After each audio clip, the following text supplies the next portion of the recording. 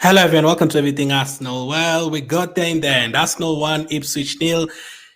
We got the 3 points. We got the result, but obviously it's not a game that I'm 100% going to remember. Like, oh my goodness, remember that day that we beat Ipswich? Definitely not a game you're going to remember. We got there. We got it to the destination, 3 points, but we didn't use the tarmac road. We pretty much used the muddy road. The road that is with a lot of bumps and all that. But we still got the 3 points. Not the best, obviously, performance, but not the best in terms of Ipswich created chances, and we almost considered like we could have been there for another 3 hours. Ipswich would never have scored a goal, and maybe if we are there for another 3 hours, we'd maybe get one more goal, and it would be 2-0 and a game over. That second half didn't really seem like Ipswich were going to score. It didn't really seem like we were going to score another goal as well. Now, a couple of things to talk about. A couple of things I mentioned in the preview. One was we don't usually lose at home. We do lose a few away games, but we usually score more goals away from home than home. Like if you check the games where we scored 5-6 goals, most of them are away from home. Like this season, Crystal Palace, West Ham, and Sporting, all of them were away from home where we scored 4-5 goals away from home. At home, yes, we still do score 3-4 goals some games, sometimes 5, like against Chelsea last season. But I did say those games against Leicester this season, Southampton this season, Shakhtar Donetsk this season, those games where you expect, okay, let's score 3-4 goals against Leicester, let's have a comfortable afternoon. Let's score 3-4 goals against Southampton, let's have a comfortable afternoon. Shakhtar as well at home, let's have a comfortable night.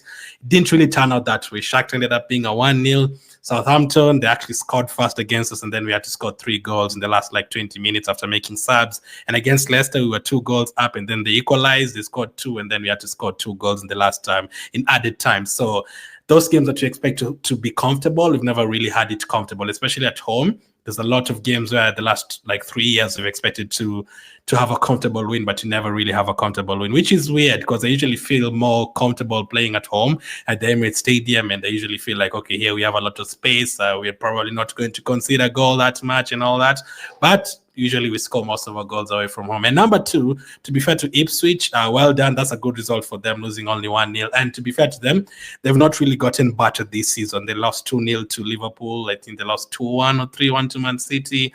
They beat Tottenham. They drew with Man United. They drew with Aston Villa. The only time they've really been battered was last week against Newcastle, where they lost 4-0. I think they also conceded 4 goals to West Ham, but that was pretty much it. They've never really been battered 5-6 goals. Occasionally, like the way Sheffield and Burnley did last season, where Sheffield was conceding 4-5 goals every single week.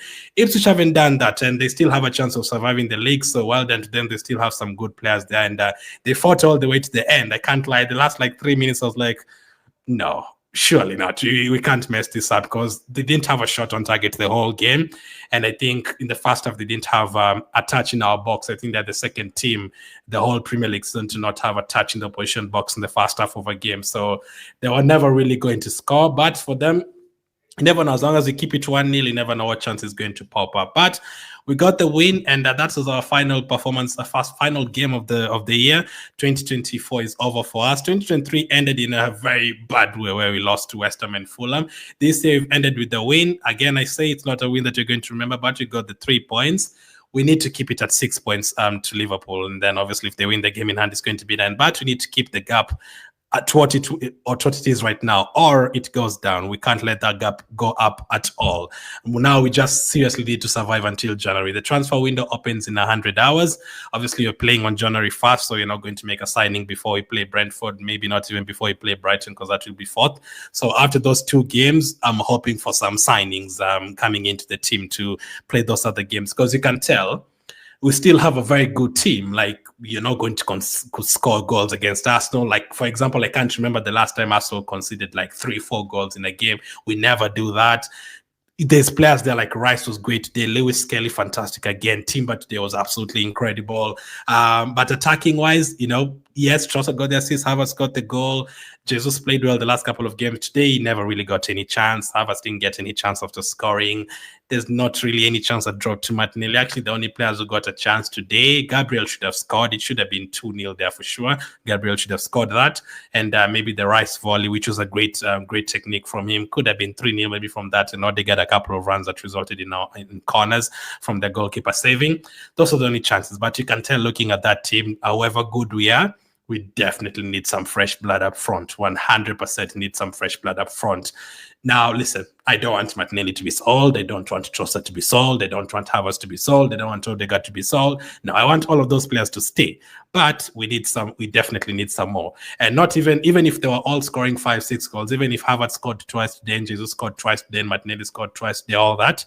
Even if you look at that bench that we had today, this was our lineup today. Starting lineup, pretty much what I wanted. What I thought was maybe Jesus on the wing and then maybe have Martinelli on the bench. But yes, I wanted Rice starting. I wanted Partey to be rested. So in terms of defense and midfield, I went with what I wanted. I wanted Partey to be rested for this game. But if you look at the bench, literally no attacking from the bench. So even if Martinelli plays badly, even if Trossard plays badly, even if Havertz played, it doesn't matter. We don't really have anyone to bring on. Like in a game like today, when it got to the 60th minute, we could maybe say, okay, take off Martinelli and bring someone else on the right wing. Odegaard was getting involved fine, but yeah, Jesus was not getting involved. So you could say, okay, let's take out Jesus and bring someone else up front. Something. But when you take off Jesus, you have to change something again. You have to take Havertz up front and then bring in Merino into the midfield because you literally do not have any forward players. Sterling is injured now and Saka is injured. So Trossard, Martinelli, Jesus, Havertz have to play every single game, and there's a lot of games coming up. 100% need to sign a couple of players in January. Now, I don't know what you're going to do in January. You're going to talk about that in a different video because the transfer window is now less than 100 hours away, so we now need to start focusing on that. Just keep it at 6 points between us and Liverpool. Don't let that gap go anywhere above that, and then we can try and survive these games against Ipswich, Brighton, Brentford, and hope for some refreshments in January in terms of signings. We need to do that. So looking at our last 8 results, we've won 5 and drawn 3. It's been a long time since we lost a game, that Newcastle game.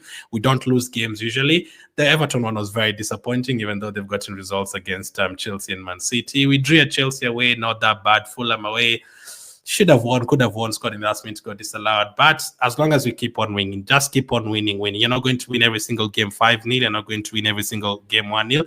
Just keep on winning. Now, there's not a lot to talk about from the game. The first 10 minutes, Odegaard was a bit shaky. We had a free kick that he gave away straight away. I don't know what he was trying. He was trying to pass the ball. It went away. And then there's something else he did in the first 10 minutes. But Timber was very impressive in that first of Lewis Kelly as well. The runs they were making, the carrying of the ball. I love the way Timber was carrying the ball from a defensive position all the way to the attack. I loved how he was doing that. And we finally got our goal. It was a very, very good assist from Trossard right away. Just get it to your left foot, cross the ball. And Havertz very good in terms of getting into making those late runs. And as I was saying, because I've seen a lot of you saying in the comments, now let's not, Jesus is playing, why are we playing Havertz, put him on the bench? No, Havertz has to play both of them. This game's against Crystal Palace and Ipswich. I wanted both of them to start because Havertz is not really playing as a midfielder. Most of the times he's in the box, like sometimes he's in the right wing and stuff. And today, this late run, he scored that goal. I don't know if Rice will make that run if he was there. I don't know if Merino makes that run if he was there. I don't know if Nwaneri makes that run if he was there. But Havertz knows how to make that run, and it got us our goal. And Ipswich are playing tight. They're playing at the back 5 and all that. So that was a good way to open up the scoring. That was a very good assist and a very good run from Havertz to make it 1-0. Now, Havertz scores goals. Havertz has been scoring a lot of goals. He's our top scorer this year. He scored 21 goals this calendar year, so he was our top scorer this year. And this season, I still think he's our top scorer. So he's not scored 30 goals, 20 goals and all that, but he is still our top scorer. So that is why, for me, he has to still start unless we get some big players in January that we can rotate. But for now, just use the both of them. Even against Brentford, just use the both of them. I don't know. Brentford is different. Maybe Brentford, you have to play both Partey and Rice because Brentford has more attacking quality. So maybe don't go with the front two. That is different. Or maybe if you play Jesus, you play him on the wing and then Havertz up front. That is probably what I would do. I'd still start Havertz against Brentford. But listen, we got the win. So 1-0 Havertz. Rice had a shot that went just off target, and then Jesus actually had the goal that was disallowed. I'd forgotten about that. It was a very cheeky finish. It looked like a bad touch, but he scored from it, but unfortunately it was offside. And that was pretty much everything that happened in the first half. Nothing else. Ipswich did not really create any chance. Second half, Odegaard was getting involved a lot. He was making some good runs. He was controlling the ball. He could have scored easily today. A couple of shots were saved from him. Merino also came on for Jesus, almost scored. The goalkeeper saved it as well. I mean, in the second half, we did have shots. We had like 6-7 shots on target in the second half from Merino, from Odegaard, from Rice. Just cleared off the line. There was that Gabriel header that was missed. That was a very, not 7 shots on target, but you know what I mean, like cleared off the line and all that, like 5-6 chances in that second half. Not clear cut, came from individual brilliance from Odegaard and Merino dribbling the box, making space for himself and all that. And Odegaard's cross to Declan Rice, it was cleared off the line. But like gilted chances, like wide open 1-on-1 and all that, we didn't really create a lot of that. Never really looked like we were going to create a lot. As I said, if it was another 2 hours on that pitch, could even have easily still ended up 1-0. Maybe you could have gotten a second one. But Gabriel should definitely have scored. He rarely misses that. And then Partey also came on for Rice. And I think when he got to the 85th minute, we were just like, okay, we're not going to get a second goal. Let's just be professional and get the 1-0 and get out of here. So yeah, I would have loved a 3-0. I would have loved all that. I didn't expect 5-6-0 Dapes, which is still a good team. But I was hoping for at least 2-0, 3-0, and then, because goal difference could be important as well. But 1-0, and that was it. We got the win.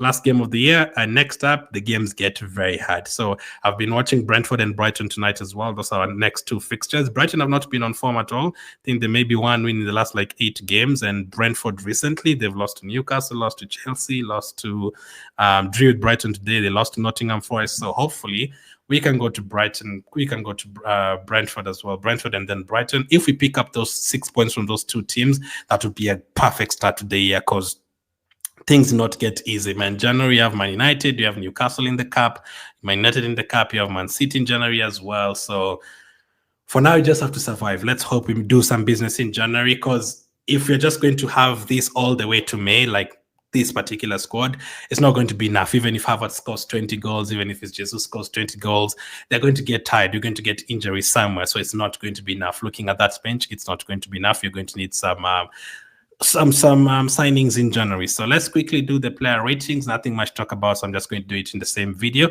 So Ray, I'm going to give him an 8 out of 10. He kept a clean sheet. He was great in terms of coming forward and also, passing it around and the long passes and all. 8 out of 10. Gabriel, 7. That chance he missed should have been a goal, so I'm going to give him a 7. Saliba, I'm also going to give him a 7. There's only one time the ball almost went away and Ray was out of his goal. So if Ipswich got at the end of that could have been a goal. So both of them 7. We kept a clean sheet, yes, but they didn't really have anything to do, to be honest. So 7 out of 10 for both of them. Timber, though, I'm going to give a 9 out of 10. Timber was class in the first half. I've not checked the stats, but that run alone that he made in the first half, I think he was absolutely incredible in terms of the duels as well. I don't know if I can find anything on Timber. He was really good today. He was making those forward runs. And for me, I definitely do miss Ben White. Now we lost both Ben White and Saka, that connection on the right side that was really working. But Timber is making us, feel like, yeah, we're not really missing Ben White that much, but I would love both of them to be fit at the same time so we can use both of them. But for me, still, Timber was still very, very good. They can't find any stats on him, but yeah, he was great. The 9 out of 10 for me. Plus, he kept a clean sheet. He played all 90 minutes. We seriously missed him last season. I did say if Timber was fit last season, we probably would have won that league. Just that difference, even the difference in one game, maybe we'd have picked up 3 points instead of 1 and would have won the league just because of him. So 9 out of 10 for Timber. Lewis Kelly, I'm going to give an 8 out of 10 again. Fantastic. I saw some stats on him as well in the first half. I don't know if I can. Yeah, I've gotten these stats, but these were first half stats from Lewis Kelly. He completed 48 out of 49 duels. He had 48 out of 49 passes completed. If those were duels, that would have been crazy. 6 out of 8 duels won in the first half. He created a chance as well. So Lewis Kelly, fantastic. Once again, he played all 90 minutes. I thought you were going to take him off and bring Calafiori. And that's great. You don't have to rush Calafiori because of players like Lewis Kelly. And today we had a lot of left backs on the bench too. But Lewis Kelly, 8 out of 10. Rice, I think he was great. Could easily have scored. The corner kicks delivery is fantastic. He could easily have had a goal and an assist today, Rice. That corner he had for Gabriel, fantastic. He had a free kick again that almost went in. And he also had that volley from Odegaard's corner that could almost have gone in as well. So Rice, 8 out of 10. He was controlling everything. Rice was very energetic today in that midfield. Odegaard, First half, very quiet. Second half, I'm going to give him a 7 because second half feels lively and also created that chance for Declan Rice. What I didn't like was the first 10 minutes from him and also that free kick that he took. We got a free kick and I was like, no, we're not going to score this. And it was so close to the goal as well, but it's very, very poor from him. But just a 7 out of 10 because he looked very lively in the second half. Havertz. He scored. I was going to give him a 7. But he scored our goal. It was a very good run, and I usually give players an extra point for scoring the goal. So I feel like it's high, but I was going to give him a 7, but he got a goal. I'm going to give him an 8, or maybe it should have been a 6, then a goal gets a 7. Maybe. I feel like 8 is a bit too high. So I would understand if he gave him a 7, because I think Lewis Kelly was definitely better. I think Timber's definitely better. I think Havertz should probably be a 7. If I was giving halves, it could have been a 7.5, but I'm going to leave it at that. Let me know if you're going to take it down to a 7 out of 10. Up front, Martinelli, 6 out of 10, not too much. Didn't get involved at all, to be honest. Nothing very much to say. He had a couple of crosses, that was it, 6 out of 10. Jesus, same. Didn't see him that much. He scored a goal, got disallowed, but 6 out of 10. 6 out of 10 is just above average. Like, didn't see him at all. Like, they didn't make any mistakes or miss any big chances or anything. We just didn't see them today. Like, we didn't create anything in the first half, really. 6 out of 10 for both of them. Trossard, he got the assist. So I'm going to give him an extra mark, so he gets a 7 out of 10. And I think he was a bit more lively in the second half. He also had that header down to Havertz where he could have scored. And yeah, I think Havertz should have scored from that as well. So maybe it should have been a 7. 7 out of 10 for Trossard. From the bench, who came on fast? We only made 2 subs, right? So Merino, I think Merino was okay when he came on, so just 6 out of 10. And Partey wasn't on for too long, so just a 6 out of 10, I guess. He wasn't on for too long. So for today, we got the win, but got the clean sheet lineup.